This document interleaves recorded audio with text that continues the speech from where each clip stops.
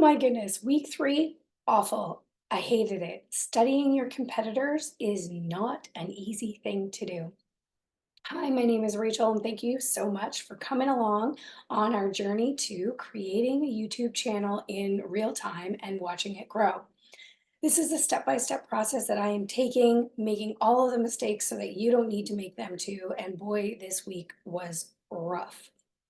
I did not enjoy studying my competitors for a couple of reasons. One, I got very lost in a lot of videos, which isn't a bad thing, but I did spend a lot more time watching other videos than I did the actual studying part. But number two, this studying my competitors I found really difficult. I didn't first know really how to go about studying the competitors, so I needed to spend some time researching how to do that or what the best way to do that is. And I did come across a video that I actually quite enjoyed, and this is what it said. Just to back up a minute, I find that a lot of the people in my niche are have a lot of followers and they're very well known. Of course, they're great inspirations, but sometimes when those are the only people that you're focusing on or following, you realize that they're way up here, and sometimes you get lost in the idea that you're never going to be able to get there. And so sometimes I think that decreases motivation. And so this video that I saw was inspiring, and I loved what he said. He said, when you're trying to study your competitors, go ahead and find 15 channels in your niche. And then what you need to do from there is take 5 of those channels, or sorry, let's back up here. 5 of those 15 channels should be from 1,000 to 10,000 subscribers. And then the next 5 channels should have from 10,000 subscribers to about 100,000 subscribers. And then 5 leftover channels will have anywhere from 100,000 subscribers to a million plus subscribers. And what I really liked about that is, again, like I said, most of who I follow have tons of followers. And so I was finding that when I was first looking at studying the people in my niche, I had people with hundreds and hundreds of thousands of subscribers or followers, and none in the under 100,000, let alone under 10,000. And so what I did was I went to the YouTube channel and I found a list of channels in my niche. But this is where things got really frustrating, because I don't know if it's just my niche, but I had a very, very, very difficult time finding anybody from the 1,000 to 10,000 subscriber count. And so I was getting really irritated because I felt that I was spending way too much time looking for these channels that didn't exist. And then when I did find them, or find a few, I realized that many of those channels have not uploaded content for a very long time. So it's hard to get a good grasp on studying your competitor if they're actually not posting recently. So again, I was really frustrated because I did not enjoy this. I found myself getting irritated, getting frustrated at doing this, and I had to work really, really hard to stay committed this week. I did, but it certainly was not enjoyable. But what I wanted to share with you, I discovered last week, I tried to share my screen with you and had no idea how to do it. I spent a little time figuring out how to do that on Zoom, which is where I'm recording right now. And I think that I've got it figured out. So I want to show you how to go ahead and get on YouTube. All right, so what I did this time around was I put in growing indoor plants. So you just go to the YouTube page and you type in the search bar your niche. I put it in growing indoor plants because I think that that will probably be one that you'll be able to find quite easily. I didn't put in my own because, like I said, it was a bit frustrating. But if you come over here to filters, let's get me out of the way here.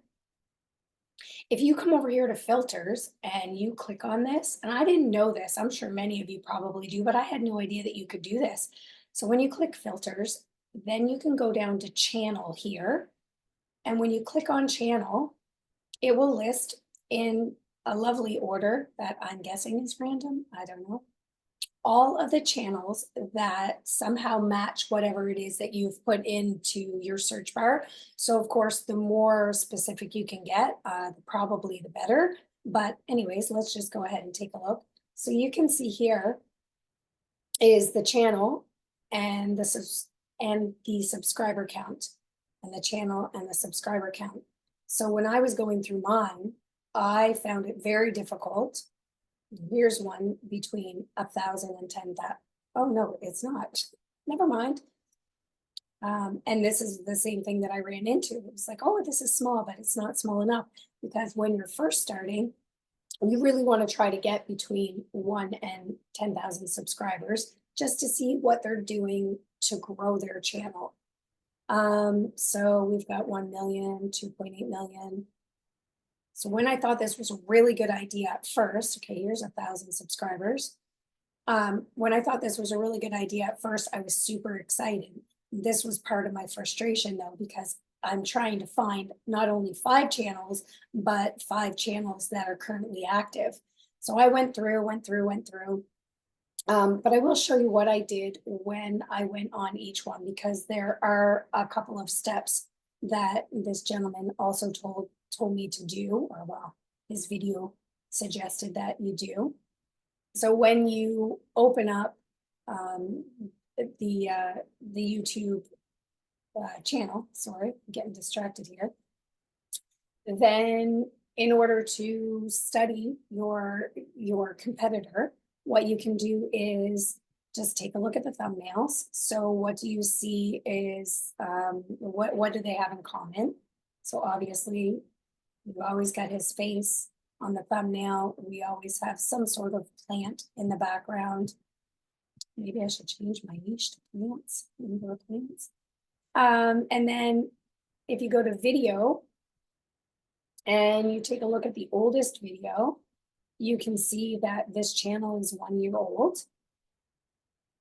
If you go to the latest videos, which I guess we were just on, you can see that this was posted 3 weeks ago, then a month ago, 3 months, 3 months, 3 months, 4 months, 4 months, 4, 5. So there's not really a lot of consistency here, but I mean, he does post every so often. So twice a month, once a month, skipped a few months. So these are the things that I would be looking at when I'm looking at my own competitors' videos.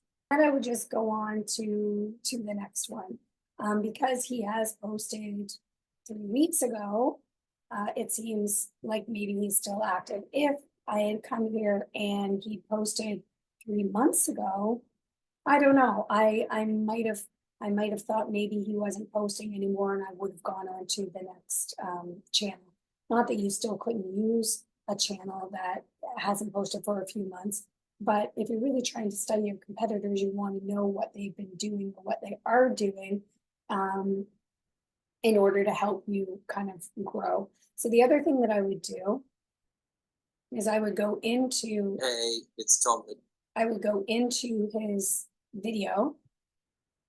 I would go here to the description. I would look at the description. I would see that there are some links. I can see that he's got this set up by chapters. So he's got some pretty good SEO stuff. I'm not really super familiar with SEO. That's coming next. But I do know. And then the other thing that I might do, or I guess I did do for most of them, is for this particular channel, what videos seem to be the most popular. So you can either go to videos and come down here to popular. And then, so for this guy, we've got most popular one is 29,000 views at 9 months ago.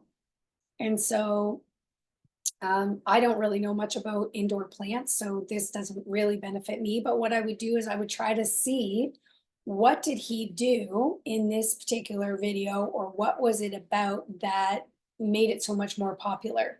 Did he do something different in the video? Did he do something specific to the description? What exactly was the reason that the most popular videos are the most popular? All right, so that is what I did. I'm going to stop sharing this screen, come back here. I'm so excited that I learned some new techie thing, because last week I was really frustrated that I did not know how to share my screen because I wanted to show you something, but I wasn't able to figure it out. And now that problem is solved and I know what to do this time. So from this point forward, now I'm going to know how to share my screen. So it is really important for you every time you come across an obstacle to, well, be frustrated. Allow yourself to be frustrated. That's important. It's okay to be frustrated, but don't let that be the reason that you stop doing whatever it is that you want to have a goal for. So week one, you picked your niche and audience. Week two, we talked about pillars, and I'm really grateful that I created my ideal customer or my ideal viewer and really thought about the things that she would want or that she would click on videos for, and that helped me create or come up with some ideas for videos. And then, of course, this week, the studying of the competitors has given me an idea of, I really see that most people have uniform yeah, thumbnails, and the titles, the way that they title their screen. I see that a lot of my competitors have their faces in the thumbnails, and I know some people don't like to do that, but it does seem to be pretty popular. So I'm seeing a lot of similarities in the competitors that I'm studying. So that was really good. Next week, I am looking at SEO and ideas for video creation. So I'm pretty excited about that. So while I'm recording these videos week by week, I really haven't gotten into how to create videos or video ideas and all of that great stuff for my own personal niche. So I'm sure that these videos are probably super raw and can use a lot of work, but I'm in the learning process, and that is where you probably are at too. So just know that no matter what, it is important for you to start somewhere. So let me leave you with an inspiring quote, which isn't really a quote, but it is the 80-20 principle. And if you've not heard of it, it goes something like this: 80% of the outcome is the result of 20% of what you put in. So 20% is not a whole lot. 20% is only a small bit. So don't get busy trying to put everything all in one basket. It just leads to burnout. Don't put 80% of your energy into one thing. Create a goal, put 20% in on a regular basis. Because when you put 80% in, the chances of you leading to burnout is pretty high. But if you can just put 20% every day into prioritizing a small task that will help you eventually lead to your goal. Because I think this is where some of us often mistake or often make the mistake that we want to rush things.